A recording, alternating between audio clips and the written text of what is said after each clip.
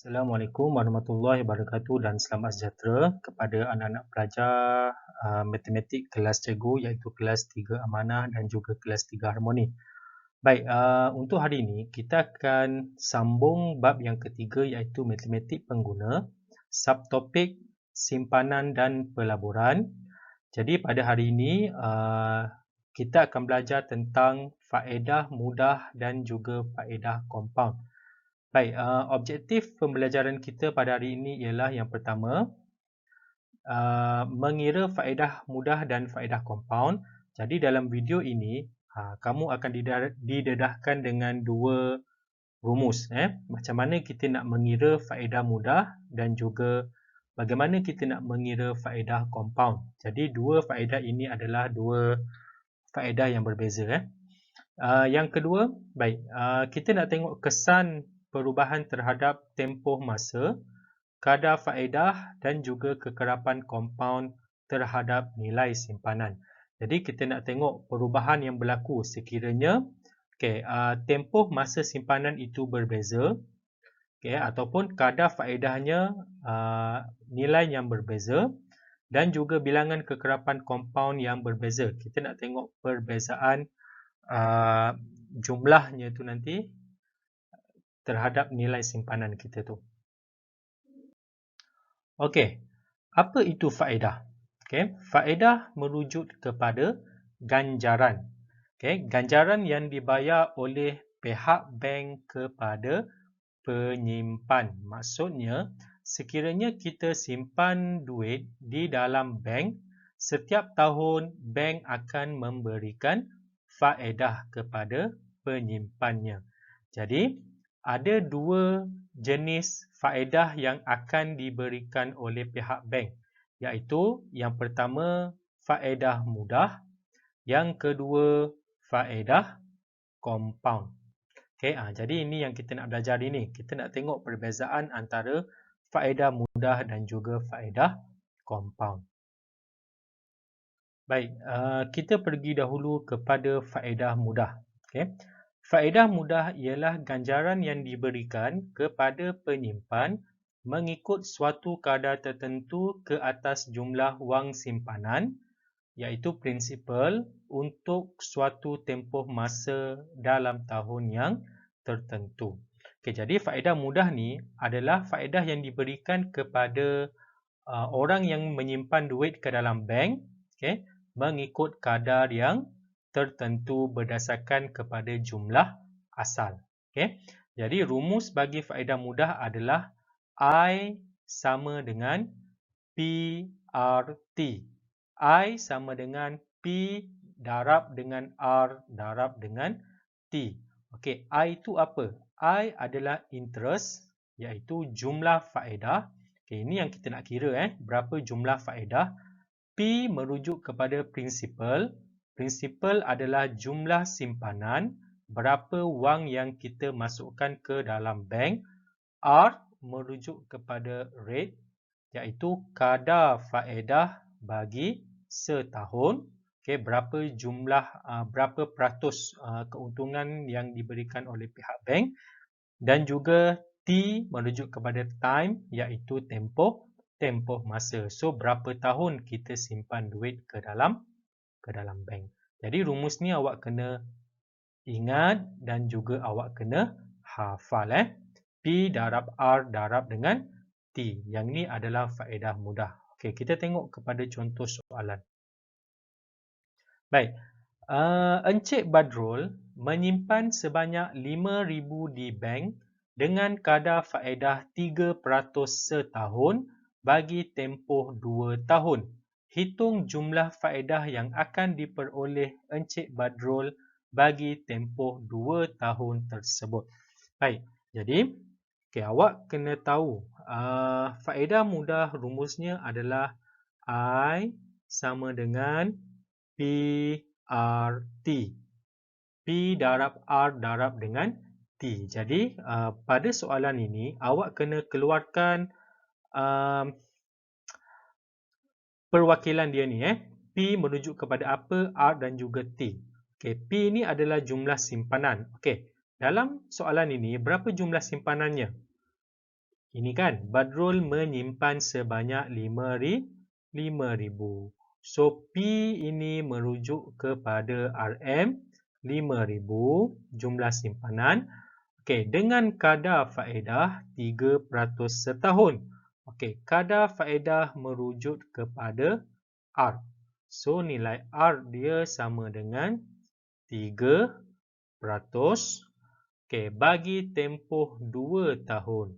So, tempoh masa dia, T dia merujuk kepada 2 tahun. So, kita dah dapat nilai P, R dan juga T. Okey, hitung jumlah faedah. So, jumlah faedah ni merujuk kepada nilai I. Kita nak tahu berapakah interest dia. Jadi, rumus tadi I sama dengan P darab R darab T. I sama dengan PRT. Jadi sama dengan nilai P 5,000 darab dengan R. R kita adalah 3%. So 3% adalah 3/100 darab dengan T. Tempoh masanya adalah 2 tahun. So, okey, berapa nilai dia? Baik, guna saja kalkulator awak akan dapat berapa tu? RM 300. Okey, jadi maksudnya dekat sini adalah sekiranya Encik Badrul ni dia simpan duit sebanyak 5,000 dalam masa 2 tahun dengan kadar faedahnya 3%, selepas 2 tahun Encik Badrul akan dapat faedah iaitu ganjaran daripada pihak bank sebanyak RM 300. Okey. Jadi ini kemahiran yang awak kena ada lah. Awak kena keluarkan perwakilan bagi nilai P, R dan T ni berdasarkan kepada soalan. Okey. Baik, contoh yang kedua. Okey, Encik Wong menyimpan sebanyak RM 10,000. So, simpan wang RM 10,000, 10,000 merujuk kepada nilai P di bank murni dengan kadar faedah 4% setahun. So, peratus ini merujuk kepada nilai R. Hitung jumlah faedah yang diperoleh Cik Wong selepas 6 bulan. So, 6 bulan ni merujuk kepada T, iaitu tempoh masa. Jadi, rumus faedah mudah adalah I sama dengan PRT. So, nilai P kita adalah 10,000. Nilai R 4%. R merujuk kepada kadar faedah. Nilai T kita, tempoh masa kita adalah 6 bulan. So, baik, kita nak cari berapakah jumlah faedah. Okey, kita gantikan semula dalam rumus. I sama dengan PRT. Jadi, nilai P 10,000. 10,000 darab dengan nilai R kita 4%. So, 4/100 darab dengan 6 bulan kan. 6 bulan tempoh masanya adalah tak cukup setahun. Jadi setahun ada 12 bulan. Jadi kalau kita nak kira hanya 6 bulan, awak kena darab dengan 6 per dengan 12. 6 bulan daripada 12 bulan kerana dia tak cukup tempohnya setahun. 4% adalah untuk tempoh 1 tahun. Sedangkan Cik Wong hanya menyimpan selama 6 bulan sahaja. So, kita hanya kira 6 bulan daripada 12 bulan. Jadi, baik, pakai kalkulator. 10,000 darab dengan 4% darab dengan 6 per 12, awak akan dapat RM 200. Jadi, untuk tempoh masa ni awak kena hati-hati. Kalau dia beri dalam tahun, tak ada masalah. Tapi kalau soalan dia beri dalam bulan, dalam bulan kan, seperti soalan ini, jadi kurang tempohnya adalah kurang daripada setahun. Jadi kita hanya darab 6 per 12 sahaja. Yang seterusnya adalah apakah kesan terhadap faedah mudah akibat perubahan tempoh simpanan. Jadi kita nak tengok apakah jumlah faedah mudah yang akan kita perolehi jika kita menyimpan wang dalam tempoh masa yang berbeza. Kita tengok pada contoh soalan. Encik Nazrin menyimpan sebanyak RM8,000. So 8,000 ni adalah nilai P. Dengan kadar faedah 3% setahun. So 3% merujuk kepada nilai R. Hitung jumlah simpanan Encik Nazrin selepas beliau menyimpan selama 2 tahun dan juga 3 tahun. So nilai T dia adalah nilai yang berbeza. Okey, jadi rumus dia I sama dengan PRT. So I dia, P dia adalah 8,000 darab dengan R 3/100 darab dengan T. T tempoh masanya adalah 2 tahun. Baik. Okey, berapa jumlah faedah yang akan kita dapat? Jumlah yang akan kita dapat adalah pakai kalkulator awak akan dapat RM480. Okey. Jadi sekiranya Encik Nazrin dia simpan wang sebanyak 8,000 dalam masa 2 tahun, beliau akan mendapat faedah sebanyak 480. Okey, kalau dia simpan 3 tahun, rumus yang sama. I sama dengan PRT. Okey, P dia sama 8,000 darab dengan R, kadar faedah dia pun sama 3/100 darab dengan T. Okey, tempoh masanya adalah 3 tahun. Okey. Tahun yang berbeza. Jadi pakai kalkulator awak akan dapat 8,000 darab 3/100 darab dengan 3. So awak akan dapat 720. Jadi faedah yang akan diterima selepas 3 tahun adalah 720. Baik. Okey, tengok balik pada soalan. Dia nak berapakah jumlah simpanan dia? Okey, jumlah simpanan selepas 2 tahun. Jadi yang kita kira ni adalah jumlah faedah kan? Okey, jadi nak cari jumlah simpanan, awak kena tambahkan dengan prinsipal tadi. Okey, jadi jumlah simpanan dia untuk 2 tahun ni adalah 8,000. Okey, jumlah simpanan kita 8,000 tambah dengan RM 480. Jumlah faedah kita, awak akan dapat RM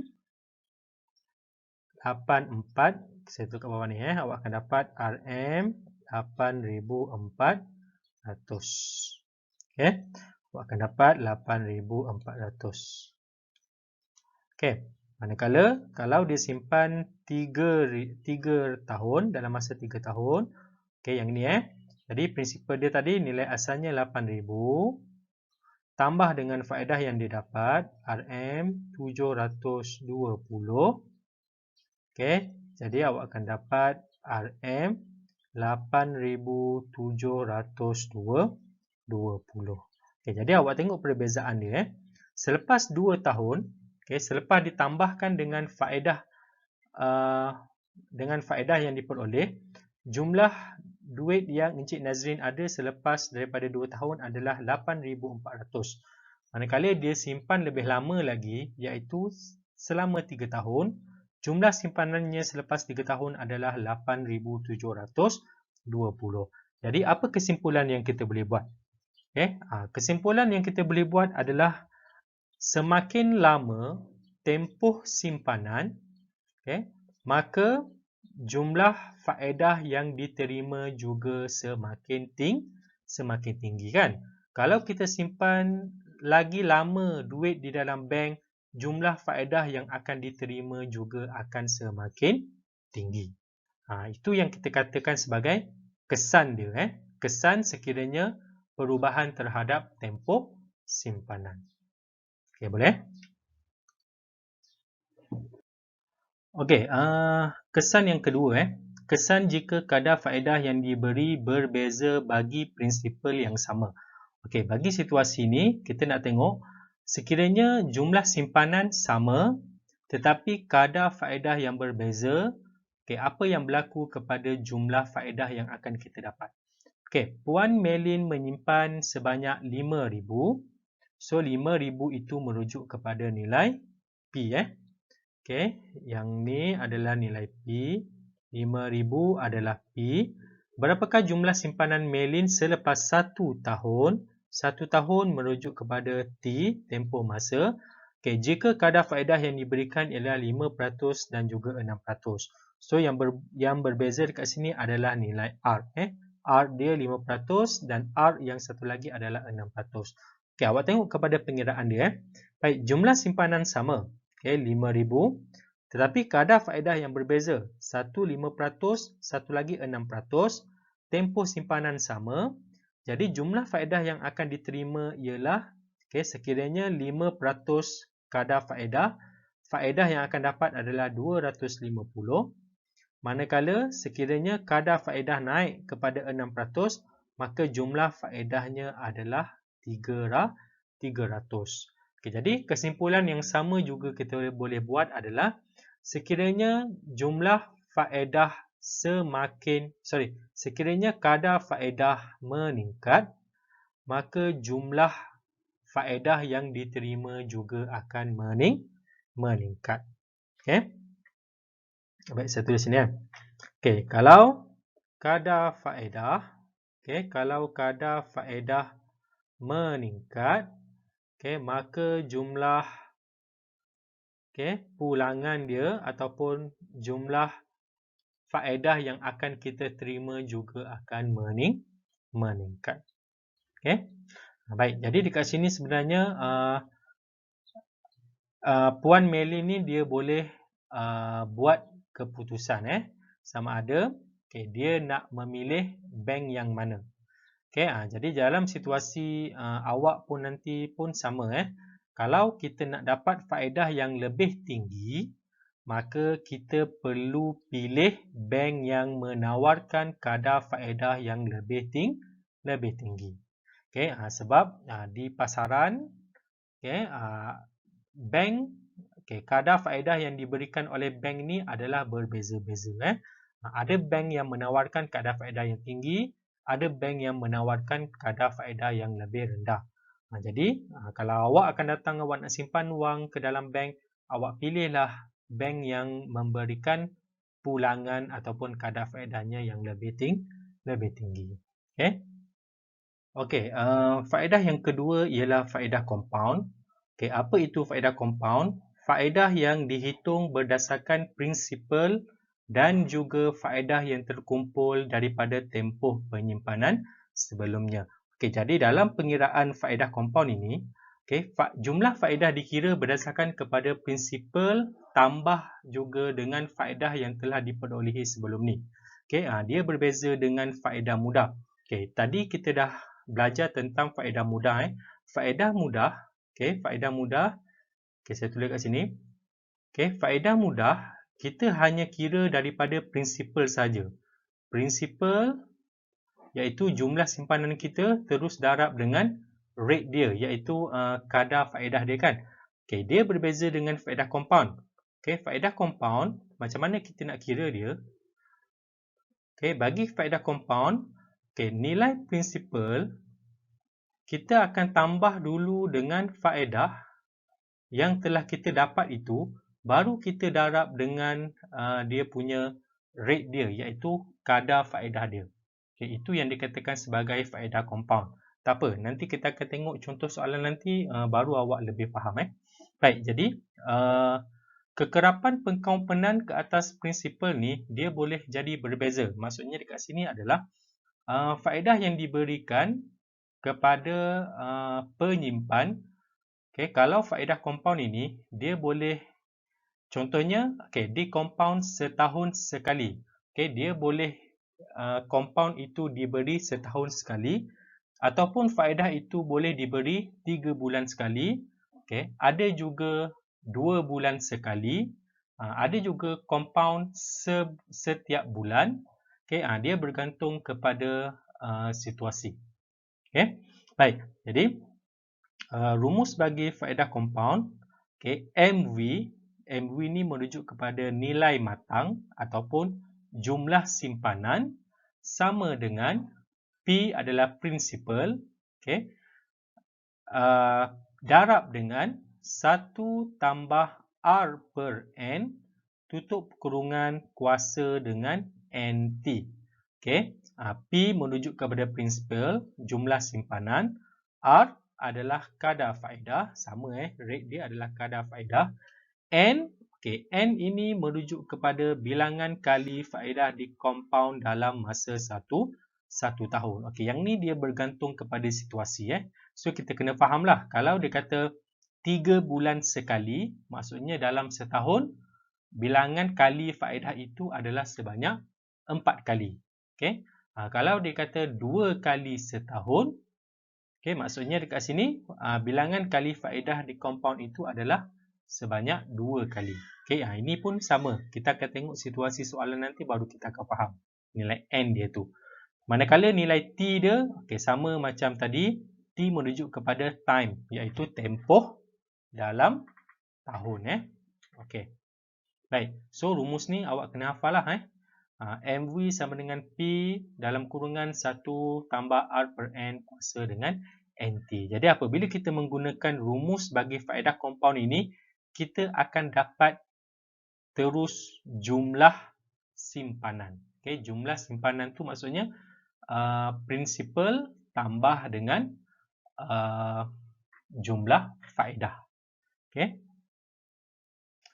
Okey, untuk lebih faham, kita akan tengok contoh soalan. Baik, pada awal suatu tahun, Puan Liu Fong menyimpan 15,000. Okey, kita terus keluarkan maklumat yang ada. 15,000 merujuk kepada P, principal. Dalam akaun simpanan dengan kadar 4% setahun. So, peratus ini merujuk kepada nilai R. Dan pengkomponan setiap 6 bulan. Okey, ini perkataan baru ni. Okey, kalau ada perkataan pengkomponan setiap 6 bulan, pengkomponan ni merujuk kepada faedah compound. Okey, rumus baru yang akan kita guna ni. Berapakah jumlah wang simpanan Puan Liu pada akhir tahun ketiga? So, berapakah nilai dia selepas tahun ketiga? 3 ini merujuk kepada T. Okey, jadi kita keluarkan maklumat dia dulu sebelum kita masukkan dalam rumus dia. Okey, jadi nilai P kita tadi, okey, jumlah simpanan kita adalah 15,000. Okey, kemudian R, dia punya rate dia, kadar faedah dia adalah 4%. Okey, N tadi merujuk kepada pengkomponan. Pengkomponan setiap 6 bulan. So, N adalah 6 bulan. Okey, manakala nilai T, okey, tempoh masa dia, okey, akhir tahun ketiga. So, T merujuk kepada 3. Okey, kita gantikan dalam rumus dia. Rumus dia adalah MV sama dengan P 1 tambah R per N kuasa NT. Okey, gantikan semula. Nilai P kita adalah 15,000. Okey, buka kurungan 1 tambah R. R merujuk kepada rate. Rate kita adalah 4% kan? 4% adalah sama dengan 4% adalah sama dengan 4%. Okey, 4% ataupun 0.04. So, R kita adalah 0.04 bahagi dengan N. Okey, N adalah 6 bulan. Okey, jadi kita nak tahu setiap 6 bulan dia akan bayar sekali. Okey, jadi dalam tempoh 1 tahun, okey, compound ini akan dibayar sebanyak berapa kali? Okey, setahun dia akan jadi 2 kali kan? Pengkomponan setiap 6 bulan. Maksudnya setiap 6 bulan faedah akan dibayar sekali. Jadi dalam tempoh setahun dia akan jadi 2 kali kan? 12 bulan bahagi dengan 6 bulan awak akan dapat 2 kali. Okey, jadi nilai N kita adalah 2. So, R per N 0.04 bahagi dengan 2. Okey, tutup kurungan. Okey, N tadi dah dapat 2 darab dengan T. Kuasa dia kan? T dia adalah 3 tahun. Okey, jadi sama dengan 15,000. Okey, baik, awak selesaikan dahulu yang ada dalam kurungan ni. Okey, 1 tambah 0.04 bahagi dengan 2. Kita akan dapat 1.02. 1.02. Okey, 2 darab 3. So, awak akan dapat 6. Okey, jadi sama dengan yang ni awak boleh terus direct.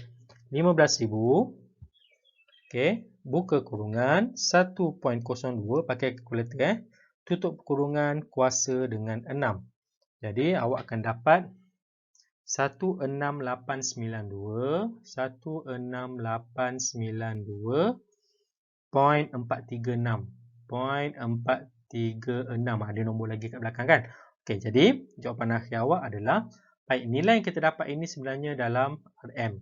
So RM RM16,892. Okey, kita ada sen kan. Sen kita hanya ambil dua nombor di belakang. So 436 dia akan jadi 444. So ini jawapan dia. Okey, boleh.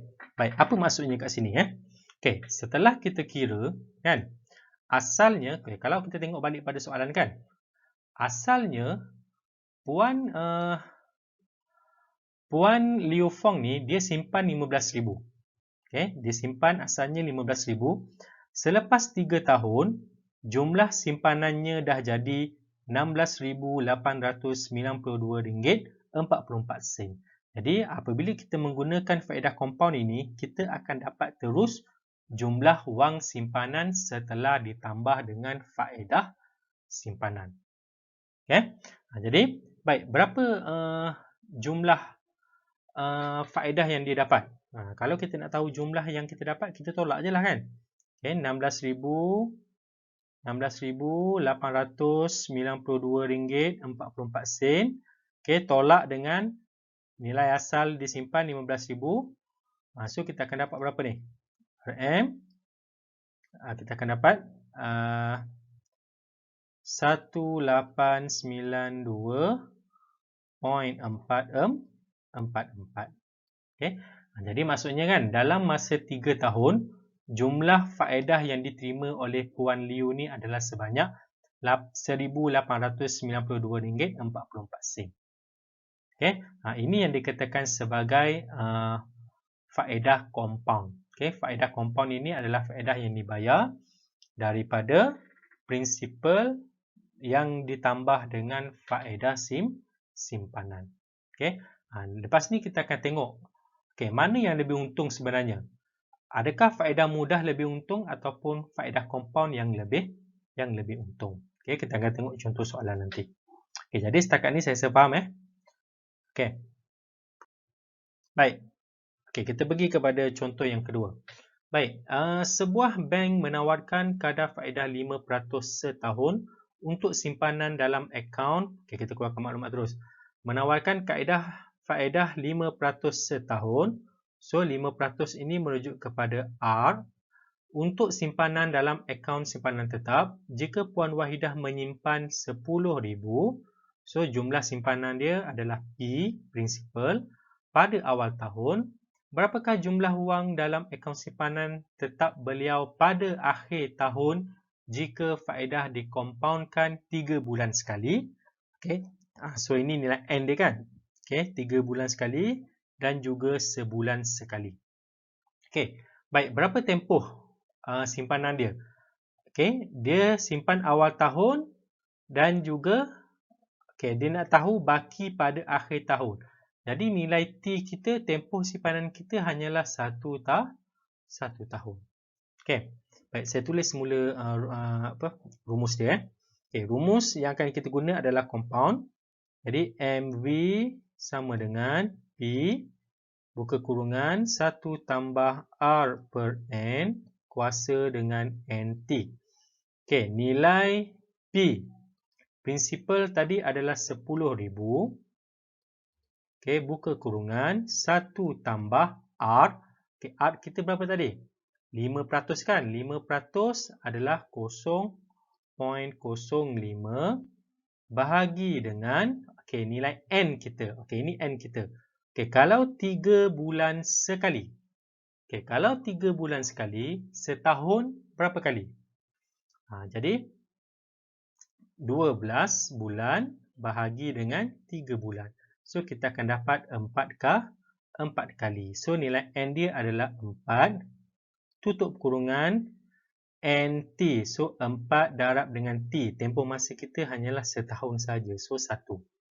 Jadi jumlah dia 10,000. Buka kurungan. Selesaikan dahulu yang dalam tu. 1 tambah 0.05 bahagi 4. So, awak akan dapat 1.0125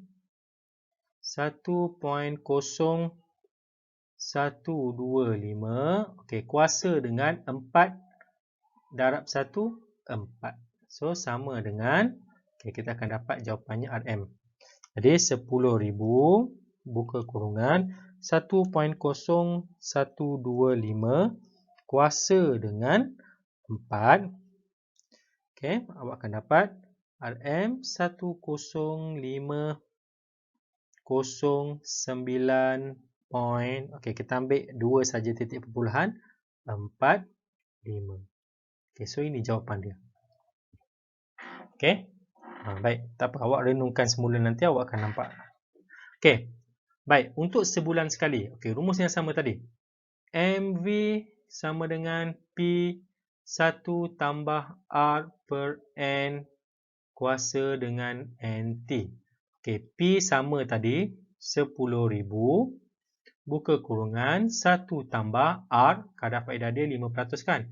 So, 0.05 bahagi dengan N dia. Ini N dia.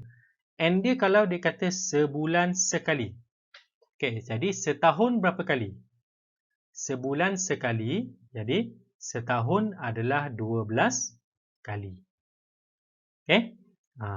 Jadi N dia adalah 12, tutup kurungan. Kuasa dengan NT. N dia 12, T dia tempoh masa kita tetap setahun, sama. Jadi sama dengan 10,000. Buka kurungan. Selesaikan dahulu dalam kurungan. 1 tambah 0.05 bahagi dengan 12. Awak akan dapat 1.00 416667 kan, kuasa dengan 12. Jadi sama dengan, kira.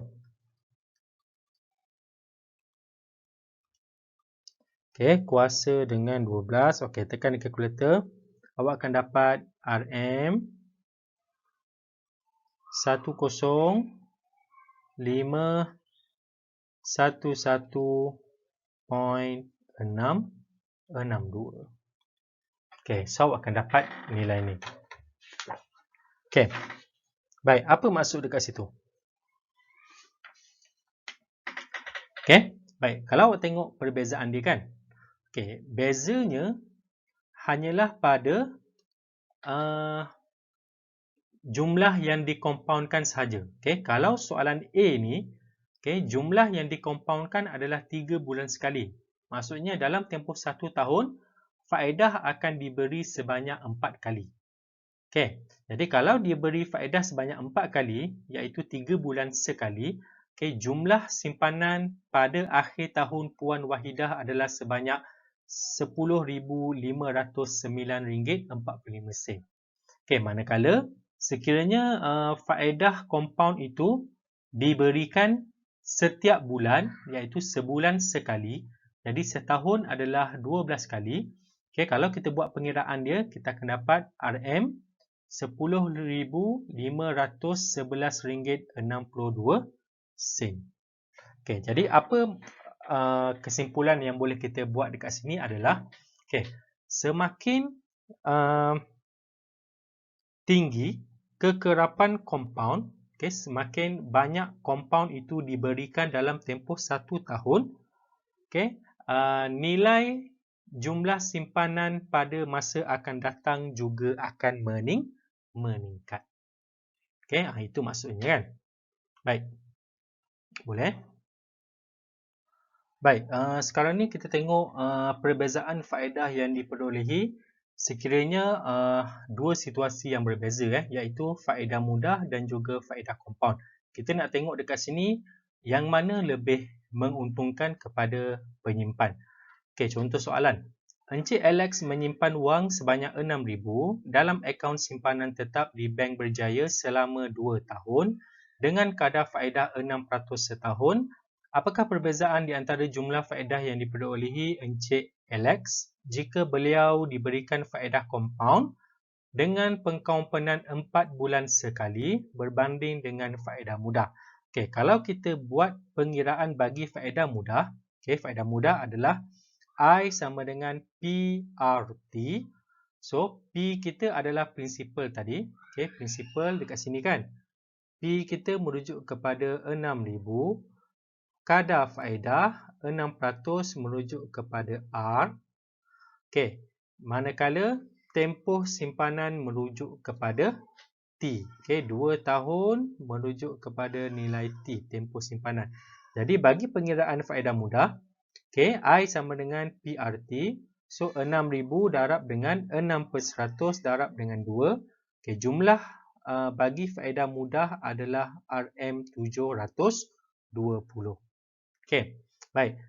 Bagi faedah compound, okey, faedah compound MV sama dengan P dalam kurungan 1 tambah R per N kuasa dengan NT.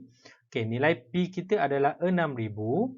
Okey, buka kurungan 1 tambah R. R sama 0.06 bahagi dengan N. Okey, berapa nilai N kita? Okey, ni. Dengan pengkompaunan 4 bulan sekali. So, kalau 4 bulan sekali, okay, awak ambil setahun ada 12 bulan, 12 bagi 4 adalah 3 kali. So, nilai N kita ni adalah 3 kan. Jadi, kalau tengok pada rumus tadi, okay, 6,000, 1 tambah, okay, 0.06 bahagi dengan N, N kita adalah 3 kali. Tutup kurungan, kuasa NT iaitu 3 darab dengan 2 tahun. Okay, kita akan dapat jumlah dia adalah RM6,756.97. Jadi yang ini adalah jumlah prinsipal tambah dengan faedah. So kalau kita nak cari jumlah faedah, kita kena tolak. Okay, 6756.97 nilai yang kita dapat tadi. Tolak dengan 6,000 nilai prinsipal tadi. Okay, kita akan dapat jumlah faedah yang diperoleh sebanyak RM756.97. Okay, jadi awak tengok perbezaan ni. Okay. Jumlah simpanan yang sama, kadar faedah yang sama, tempoh simpanan yang sama, cuma yang bezanya adalah yang ini adalah faedah mudah, yang ini kita menggunakan faedah compound. Yang mana faedah itu dibayar sebanyak 3 kali dalam tempoh 1 tahun. Okey, jadi kalau kita tengok nilai kat sini kan. Nilai pada faedah compound, jumlah faedah yang terkumpul itu lebih tinggi berbanding dengan faedah mudah. Jadi kalau awak sebagai seorang pengguna dan awak ada berniat untuk menyimpan wang di dalam bank.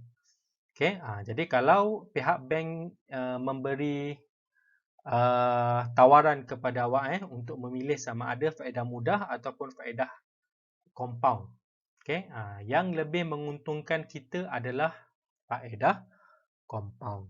Okay, faedah compound kerana pulangan yang akan kita dapat ianya lebih tinggi berbanding dengan menggunakan kaedah faedah mudah.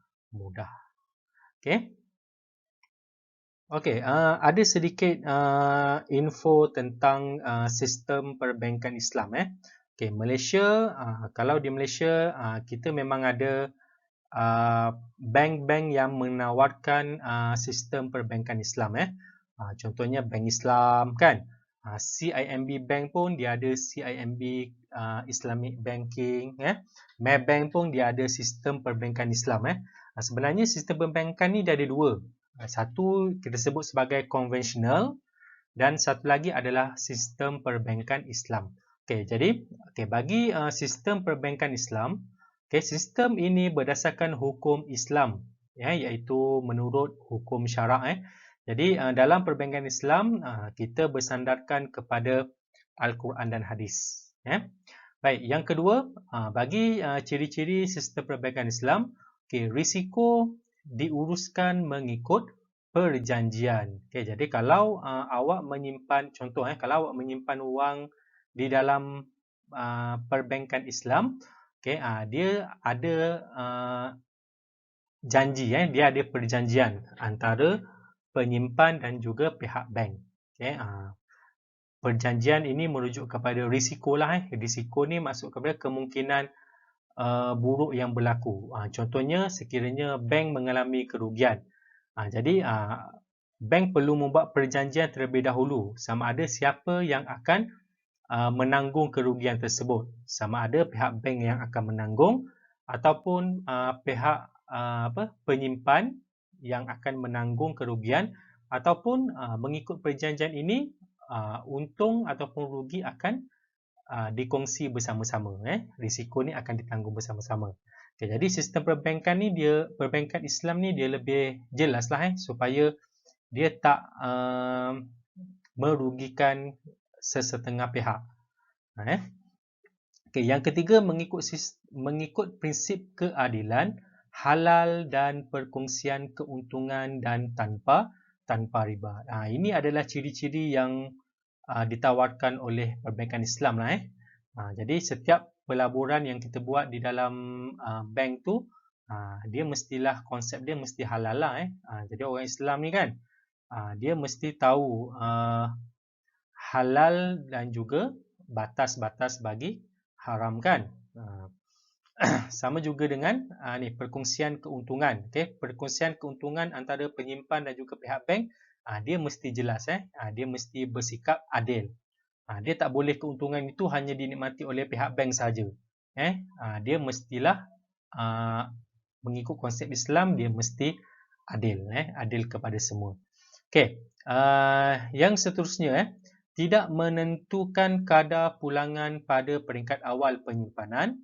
Kadar pulangan diketahui semasa tempoh matang. Jadi dalam perbankan Islam ni, apabila kita membuat pelaburan di dalam bank, apabila kita simpan duit di dalam bank, bank tidak boleh terus memberitahu berapa jumlah keuntungan yang akan dinikmati.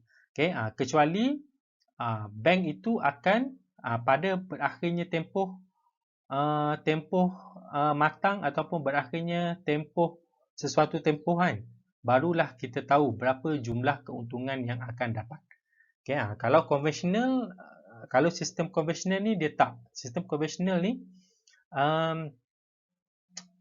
apabila kita membuat pelaburan, sesetengah bank tu terus menyatakan berapa jumlah keuntungannya. Jadi dalam sistem Islam ni sebenarnya salah.